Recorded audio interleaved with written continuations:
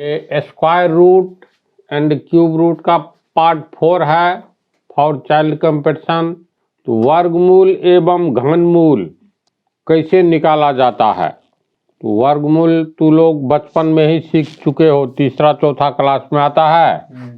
एक अभाज्य गुणनखंड विधि से निकाला जाता है, दूसरा भाग विधि से।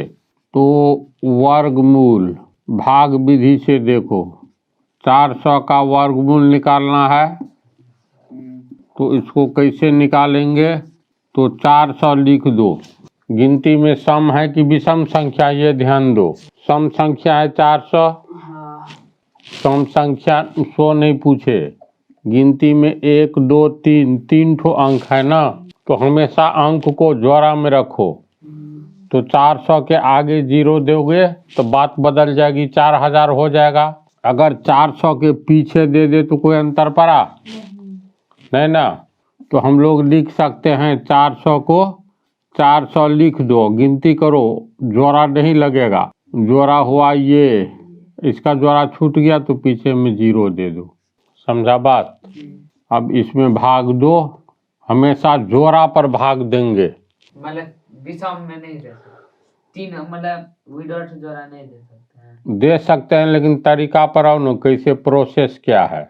जैसे मान लो, चलो वो 400 के बदला पहले छोटा उदाहरण लो। 4 है, 1 अंक वाला है, तो ये तो वेरी इजी है। 4 का वर्गमूल, पीछे में एक जोड़ा, ये 4 के पीछे में 0 देंगे तो नहीं अंतर पड़ेगा, आगे में 0 देने पर अंतर पड़ेगा। तो पहले जोड़ा अंक बना लो, तो इसके लिए पीछे में ही 0 दिया जाता है। समझा? अब इसमें एक ही तरह की संख्या से भाग दो, जो या तो पूरा पूरी कट जाए या उसके नज़दीक हो। तो 2 दूनी 4, पीछे में 0 लिख देंगे, कोई अंतर नहीं पड़ा, नहीं न पड़ा, कट गया। ये 2 जिससे भाग देंगे उसी को इसमें जोड़ दिया जाता है, 2 2 4। यहाँ तक आंसर हुआ। इसीलिए दाईं ओर जो आंसर होता है 2, तो 4 का वर्गमूल 2। समझा? 2 अंक का लेंगे, ये आंसर हुआ 2 16। इसमें ऑलरेडी है ही ना, 2 अंक है, तो इसका कोई मतलब इसमें परेशानी नहीं है, जोड़ा में है ही। तो जब भी भाग लगेगा जोड़ा में, तो जोड़ा को कोई एक ही अंक काट रहा है तो काट रहा है। 4 चौका 16 कट गया। रूल है जोड़ा में ही। हाँ, तीसरा 3 अंक का लेकर के देखो। 3 अंक में 100 आता है ना, 100 का वर्गमूल। तो 100 में देखो तो जोड़ा लगा, 1 जोड़ा हुआ, फिर पीछे में जोड़ा नहीं लग रहा है तो पीछे सबसे पीछे 0 बैठा दो। अब जोड़ा लग गया, अब जोड़ा अंक में हमेशा भाग लगेगा। लगाएंगे बाईं ओर से, दाईं ओर से। हाँ वही दाईं इधर। हाँ, दाईं ओर से। तो जोड़ा पहले फर्स्ट वाला पे जोड़ा को देखेंगे, शुरू से जोड़ा है 0 1 का अर्थ 1, 1 में 1 से ही भाग लगेगा, तो कट गया। यहाँ 1 जुटेगा, 1 1 2। अब उतर गया। इसमें हमेशा जोड़ा अंक उतरता है वर्गमूल में, याद रखना। भागा में 1 अंक उतरता है, वर्गमूल में जोड़ा अंक उतरता है। तो 2 ठो 0 उतरा, तो 2 0 में भाग नहीं लगा। तो जब 2 0 में भाग नहीं लगा तो 1 0 दे देंगे, यहाँ भी 1 0 दे देंगे, यहाँ जो देंगे यहीं पर ये देंगे। 20 हो गया जोड़ करके। इधर 20 को 0 से गुना करेंगे, 0 ही ना होगा। 0 0 कट गया तो नहीं भी भाग दो, मतलब यहाँ लिखोगे तो कोई बात नहीं। आंसर में क्या हुआ? 10। चौथा उदाहरण, 3 अंक वाला के बदला 4 अंक में कोई परेशानी नहीं है। एक 5 अंक में लो, तो जैसे मान लो हम 125 को 125 से गुना करेंगे तो 625 250 125 156 25, इसका वर्गमूल निकालना है। तो 156 25 लिखे, दाईं ओर से जोड़ा लगाए, इसका जोड़ा लगा, पीछे में 0 दे दो, जोड़ा लग गया। अब पहला वाला जोड़ा अंक में भाग देंगे तो 1 कट गया, जो 1 से भाग दिए हो उसी को इसमें जोड़ दो, 2 हो गया। अब हमेशा जोड़ा अंक उतरता है वर्गमूल में, याद रखना। जोड़ा अंक उतरा तो यहाँ किससे भाग देंगे, या तो 56 हो जाए या 56 से कम हो। 2 से अगर देते हैं गुना करते हैं तो 22 दूनी 44, 3 से गुना करते हैं, यहाँ 3 देते हैं तो यहाँ भी 3 देंगे तो 23 या 69 हो जाएगा, जो कि 56 से अधिक है। इसीलिए किससे भाग लगेगा, 2 से। 2 देंगे तो यहाँ भी देंगे 2। अब इस 2 फिर यहाँ जो लिखे हो इसके नीचे ठीक लिखो वही चीज, तो 2 दूनी 4, 2 दूनी 4 घट करके हो गया, 6 में से 4 गया 2, 5 में 4 गया 1। जो इधर वाला जोड़ा जाता है तो 2 2 4 2, समझ रहा है। अब उतरेगा फिर जोड़ा अंक 25, तो इसमें यहाँ पर 5 से भाग दोगे ना, मतलब 5 लिखोगे तब गुना करोगे तो 245 पंचे 1225 हो जाता है, समझा। कट गया, ये 5 को अंत में जो लिखे हो इसको जोड़ दो तो 250। अब अंक नहीं है इसलिए आंसर बराबर 125। जैसे शुरू में जो 0 1 था तो 1 को 1 से गुना किए तो 0 1 होगा, कि सिर्फ 1 होगा, ओनली 1। उसमें चौथा में हाँ 1 को 1 से जो गुना किए तो 0 1। हाँ 1 1 1, हाँ 1 के पीछे अपने मन से 0 दे देंगे तो कोई अंतर नहीं पड़ा, चूंकि ऊपर में 0 दिए हैं तो जोड़ा अंक में भाग लगेगा, इसीलिए यहाँ पर 0 दिए हैं। दाईं ओर से जोड़ा बनाते गए हैं, 1 2 जोड़ा, 6 5 जोड़ा, 1 समझ गया। इस तरीका में कहीं कुछ पूछना नहीं है।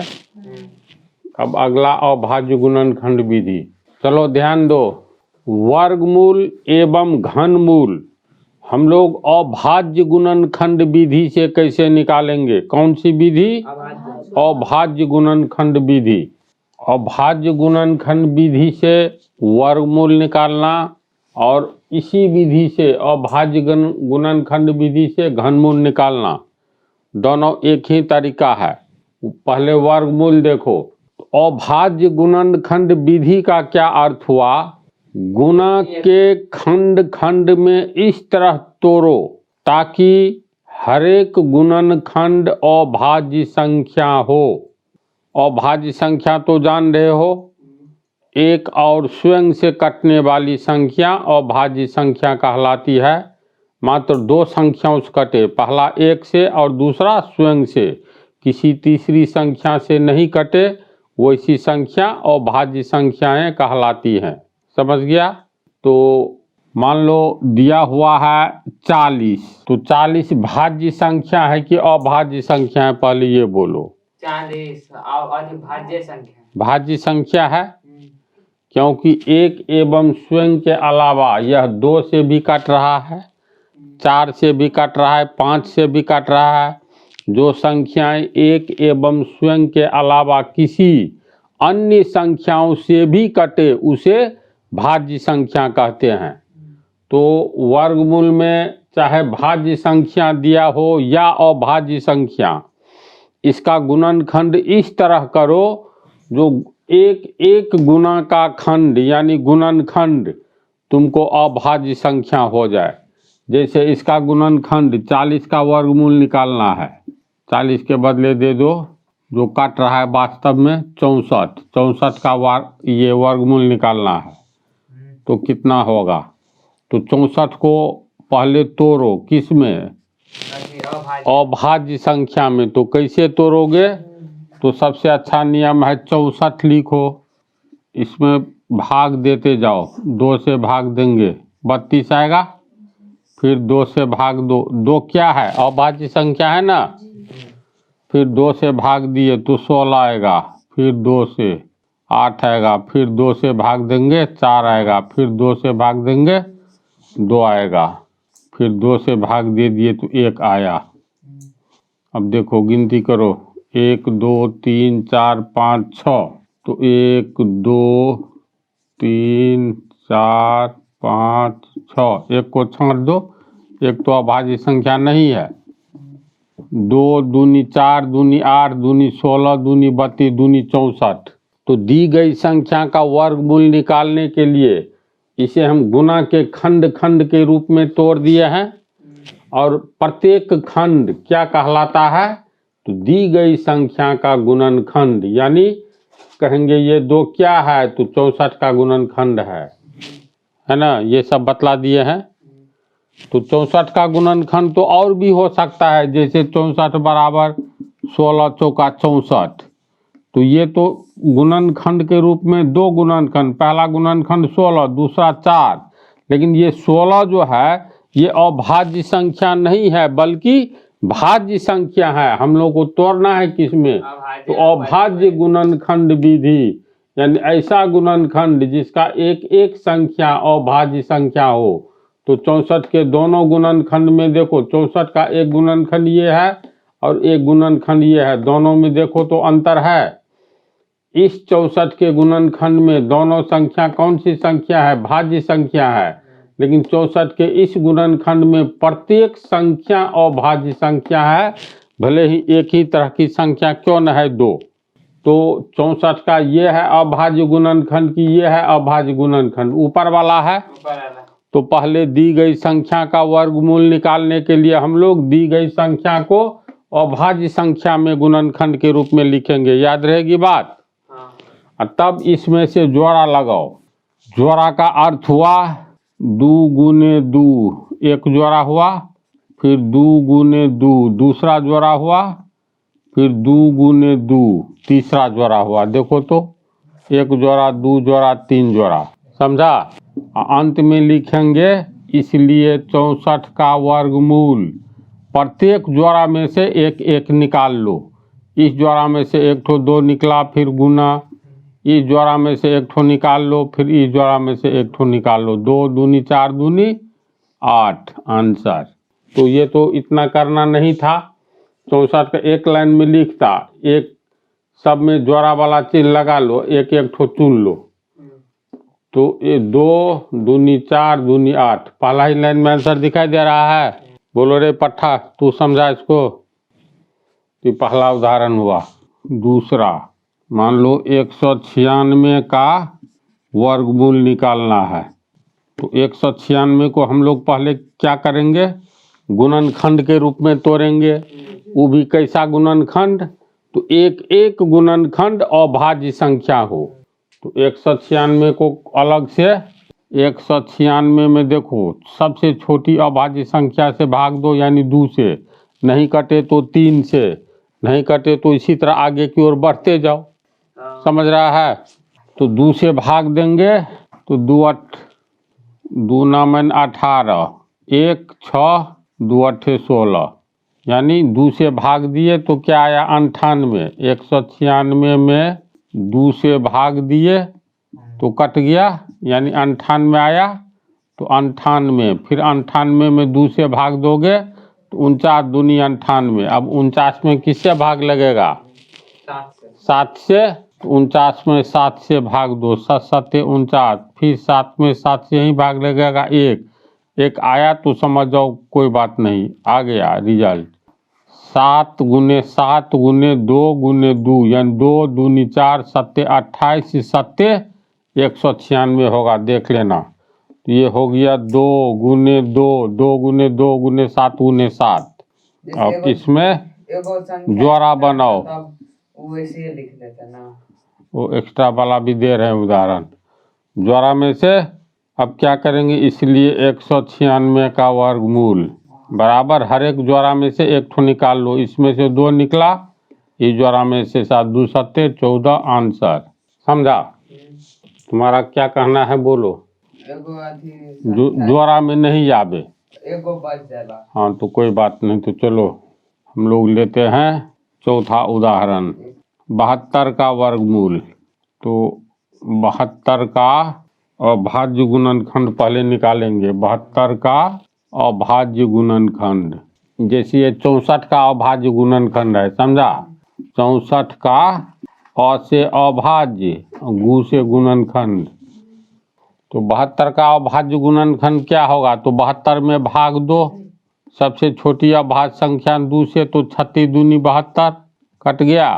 कट गया ना, तो 72 में चलो 2 से भाग दिए तो 36, 36 में 2 से भाग दो तो 18, 18 में 2 से भाग दो 9, 9 में 3 से भाग दो 3, 3 में 3 से भाग दो 1 आ गया, तो 2 1 2 3 बार आया है, यानी 2 गुने 2 गुने 2 गुने 3 आया है 2 बार, तो 3 गुने 3। अब गुना करके देख लो तो 72 आता है, इतना को आ रहा है। 2 दूनी 4 दूनी 8 तिरिक 24 क्या 72। अब जोड़ा लगाओ, इसका जोड़ा लग गया, इसका लग गया, तो इसलिए 72 का वर्गमूल जोड़ा में से ले लो, इसमें से एक ठो 2, इस जोड़ा में से निकल गया 3, और जो जोड़ा में नहीं है उसको लिख दो रूट में। वही बात है जो बेस में बतलाए हैं, समझ गया नहीं इसको। तो ये हो गया 2 तिया 6 रूट 2। रूट 2 का वैल्यू दे सकते हो, नहीं दोगे तो 6 रूट 2 इसका आंसर होगा। तो अभाज्य गुणनखंड से वर्गमूल निकालना समझा, तो इसको उतारो, इसके बाद घनमूल इसी विधि से कैसे निकलेगा। अभाज्य गुणनखंड विधि से घनमूल कैसे निकालेंगे, देखो तरीका, उदाहरण के द्वारा ही डायरेक्ट समझते चलो। इसमें भी भाग विधि होता है, घनमूल में। हाँ, यही विधि। अभाग विधि एक एक का घनमूल निकालना है, तो एक का अभाज्य गुणनखंड इसको हम लोग लिख सकते हैं 1 गुने 1 गुने 1। इसमें 3 ठो का ये त्रिक बनाना है। जैसे वर्गमूल में हम लोग 2 का बनाते थे, इसमें 3 का बनाना है, तो 1 3 बार आया ना, 1 का हम लोग गुणनखंड किए तो 1 3 बार आया, इसीलिए 1 का घनमूल क्यूब रूट बराबर 3 में से 1 छांट लेना है, 1 होगा। दूसरा उदाहरण देखो, 8 का घनमूल निकालना है, तो 8 का पहले अभाज्य गुणनखंड निकालो। 8 का अभाज्य गुणनखंड 2 दूनी 4 दूनी 8 होगा। वैसे भी इस विधि से 8 में 2 से भाग दो, 2 चौका 8, फिर 2 से भाग दो, 2 चौका 2 दूनी 4, 2 से भाग दो 1 आ गया, यानी 2 दूनी 4 दूनी 8, 3 बार लिखेंगे 8 का अभाज्य गुणनखंड। तो 3 में से घन यानी क्यूब, पावर में 3 को क्यूब कहते हैं, तो उसका उल्टा, क्यूब का हिंदी घन, तो घन मूल, इसका जड़ कहाँ है, तो जड़ है उसका वह संख्या जिसको हम लोग उसी संख्या से 2 बार गुना करते हैं। तो 2 को 2 से 2 बार गुना किया गया है, देखो तो 8 का ये घन हो गया। इस घन का घनमूल क्या होगा, तो इसमें से ऐसी संख्या, जिस संख्या को उसी संख्या से 2 बार गुना करने पर जो गुणनफल प्राप्त होता है, उस गुणनफल को हम लोग क्यूब या घन कहते हैं। तो इसीलिए इसका 3 ठो का कॉम्बिनेशन बनाया जाता है, तो 3 ठो एक ही तरह की संख्या का गुणनफल आ जाएगा दी गई संख्या। तो यही संख्या 3 में तीनों तो एक ही समान है, इसमें से 1 छांट लो, 1 ठो कोई तो 2 हुआ, तो इसलिए 8 का घनमूल यानी क्यूब रूट बराबर 2। समझा। 3 अंकों का लो, 2 अंक ये हुआ ना, 1 अंक का हुआ, 2 अंक का, तो 2 अंक में आ गया 27 का घनमूल कितना होगा, तो 27 का अभाज्य गुणनखंड निकाल लेंगे। अ से अभाज्य गुणनखंड बराबर 3 तिया 9 तिया 27। ऐसे भी 27 में 3 से पहले 2 से नहीं ना भाग लगेगा, 3 से लगेगा, तो 9 3 9 में 27, फिर 3 से 2, 3 तिया 9, फिर 3 से 2, 1 आ गया, तो 3 3 बार आया। तो दी गई संख्या अगर 3 बार आ जाए कोई संख्या, उसमें से 1 ठो निकाल लेना है, इसलिए 27 का अभाज्य गुणनखंड बराबर 3, और 27 का घनमूल, ये घनमूल हुआ ना, 27 का घनमूल क्यूब रूट 3। 81 का निकलता है 3 तिया 9 तिया 27, नहीं 4 में होगा, 4 चौका 16 चौक 64, 5 में 3 अंक आ जाता है। और देखो जैसे हम किस टाइप का उदाहरण बतलाते हैं, जिसमें 4 2 गुने 2 गुने 2, 3 गुने 3 गुने 3 कितना होगा, 2 दूनी 4 दूनी 8, तिरिक 24 तिया 72, 72 तिया 216। जैसे 216 का घनमूल कितना होगा, तो 216 का भाज्य गुणनखंड निकालेंगे। तो 216 में भाग 2, पहले 2 से, तो 108 दूनी 216, फिर 2 से भाग देंगे तो 54 दूनी 108, फिर 2 से भाग देंगे तो 27 दूनी 54, इसमें 3 से भाग लगेगा, 3 नाम 27, फिर 3 से 3 तिया 9, फिर 3 से 3 1 3, तो 1 2 3, 3 बार 2 आया है, 1 2 3, 3 आया है 3 बार, तो 1 2 3। अब इसमें 3 बार कोई भी संख्या 3 बार आना चाहिए। जैसे अगर 16 का लीजिए, 16 का नहीं होगा, वो विधि तुम लोग मैट्रिक तक नहीं पढ़ पाओगे। देखो 3 का घनमूल निकाल ले। हाँ, तो 16 पावर 1/3, समझा, 2 दूनी 4 दूनी 8 दूनी 16, ये घातांक एवं करनी याद करो ना, याद आ रही है बात। देखो अभी पूछा था, जैसे लेना है चौथा 5वां उदाहरण, 16 का घनमूल निकालना है, यही ना। तो 16 का पहले अभाज्य गुणनखंड निकालेंगे, 16 का अभाज्य गुणनखंड, तो ये होगा 2 दूनी 4 दूनी 8 दूनी 16 होगा। तो इसमें हम लोग देखो तो 3 ठो को मतलब कॉम्बिनेशन, 3 का कॉम्बिनेशन बनाना पड़ता है, एक ही तरह के अंक का 3 अंक का कॉम्बिनेशन, एक ही तरह का अंक होना चाहिए। अब 2 का कॉम्बिनेशन देखो 3 के ग्रुप में है, 1 2 3, क्योंकि पावर 3 है तो 3 के ग्रुप में कॉम्बिनेशन बनाएंगे। स्क्वायर में पावर 2 रहता है तो वर्गमूल में 2 ठो अंक का कॉम्बिनेशन बनाना पड़ता है, सेम अंक का, है ना ऐसी बात।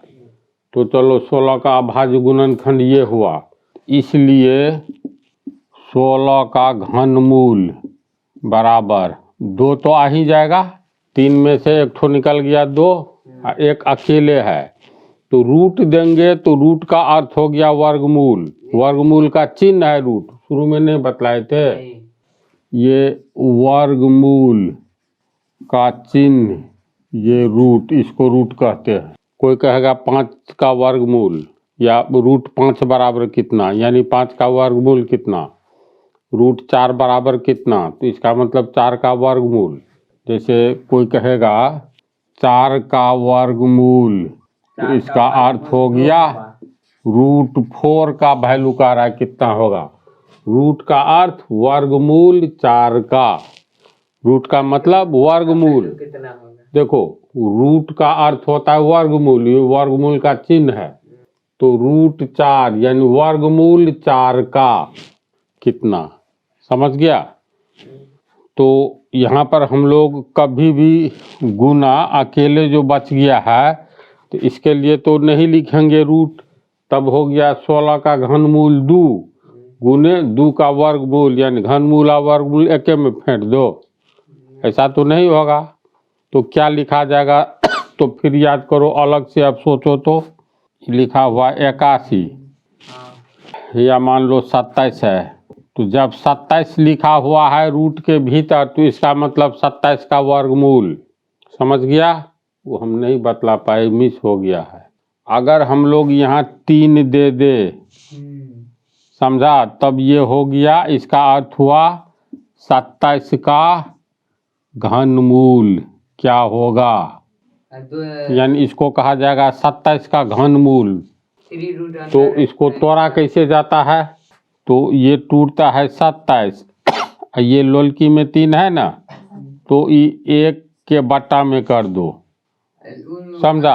अब देखो ये फिर कैसे टूटेगा, तो 3 तिया 9 तिया 27, कोष्ठ में 27 हो गया, 3 का मतलब हो गया क्यूब, हाँ, जब ये लोलकी में 3 रहे और रूट में कुछ रहे तो इसका मतलब पावर ये 3 है तो 27 का घनमूल पूछा जा रहा है। तो ये कैसे टूटेगा? तो फार्मूले होता है, याद करो ना, n कोष्ट में m घातांक करनी पढ़ा दिए हैं। तो इसका अर्थ हो गया m का पावर 1/n, समझा? तो ये देखो, ये हो गया 1 2 3, 3 का पावर 3 कोस 1/3, पावर पावर गुना होता है तो 3 बराबर गुने 1/3, 3 3 कट गया, 3 का पावर 1 बराबर 3। रूट के सफिक्स में 3 के अलावा 4 नहीं हो सकता है। हाँ, हो सकता है। इसका यहाँ पर 4 दोगे तो ये हो गया 1/4, 2 देना है तो यहाँ हो गया 1/2। यानी कि 27 का, अगर 27 का पावर 1/2। हाँ, समझ गए। सिर्फ रूट में रहे तो वर्गमूल हुआ, तो 16 का घनमूल, तो एक ठो अंक तो निकल गया, एक ठो नहीं निकला। तो अगर रहता 16 का वर्गमूल तो एक ठो अंक निकल जाता, नहीं निकलता तो रूट चढ़ाते हैं, रूट को हटाते हैं तो रूट का अर्थ होता है पावर 1/2।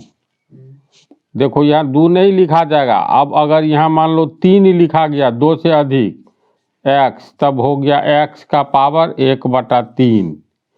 सिर्फ रूट यहाँ 2 लिखाएगा ही नहीं, 2 से अधिक लिखाएगा। जैसे 3 लिखाया तो x का पावर 1/3, 4 लिखाएगा x का पावर 1/4। समझ रहे हो? खाली 2 नहीं लिखाता है। रूट का अर्थ ही होता है वर्गमूल, और जिसके पावर में 1/2 दोगे कहा जाता है। जैसे x का पावर 1/2, इसका मतलब x का कितना वर्गमूल होगा? 16 का पावर 1/2, इसका मतलब 16 का कितना वर्गमूल होगा? इसको दूसरे भाषा में हम लोग लिखेंगे √16, समझा? तो यहाँ घनमूल, यहाँ तो पावर में 3 होता है ना, तो इसको लिखेंगे, एक ठो बच गया तो 2 का पावर 1/3, यही हुआ आंसर। यानी इसको ऐसे भी लिख सकते हो, 2 × 2 का पावर 1/3, ऐसे भी लिख सकते हो। मतलब 3 गो का एगो 2 निकला, वो जो एगो बचा उसका 1/3 देते हैं। हाँ, घनमूल था तो इसलिए। हाँ, घनमूल है, पावर 3 वाला है। x का पावर 3 दोगे तो x³ कहलाता है ना, क्यूब का हिंदी घन। हाँ, जैसे 5 गो रहता तो 3 गो निकल जाता, 2 गो बचता तो 2 गुना को गुना करके उसका पावर 1/3 दे देते हैं। यानी कि यहाँ पे 4 गो 2 है ना, एगो और 2 रहता तो एक ठो और 2 रहता। हाँ। तो ऐसा उदाहरण 32 में आ जाता है। अब देखो उदाहरण 6, 32 का घनमूल। तो इसका अर्थ हुआ 32 का अभाज्य गुणनखंड, पहले अ से अभाज्य, गु से गुणनखंड, अभाज्य गुणनखंड। तो 2 दूनी 4, दूनी 8, दूनी 16, दूनी 32, इतना आएगा रिजल्ट। अब 3 का जोड़ा लगाओ, नहीं लगा तो इसको लिखेंगे, मतलब 2 गुने 2 गुने 2, 2 ठो ऐसे नहीं, मतलब है 2 दूनी 4, 3 ठो रहता तब तुरंत घेर देते, समझा? नहीं, 1 ठो है या 2 ठो है, 2 ठो तक में गुना कर दो। इसीलिए 32 का घनमूल बराबर 1 ठो 2 निकल जाएगा, गुने 4 का पावर 1/3, समझा? इसको ऐसे भी लिख सकते हो, 2 × 4 का पावर 1/3 आंसर। तो मेरे विचार से तुम लोग ये समझ गए होगे। अगर कोई दिक्कत होगी तो ये तो चैप्टर शुरू हुआ है, पूछना।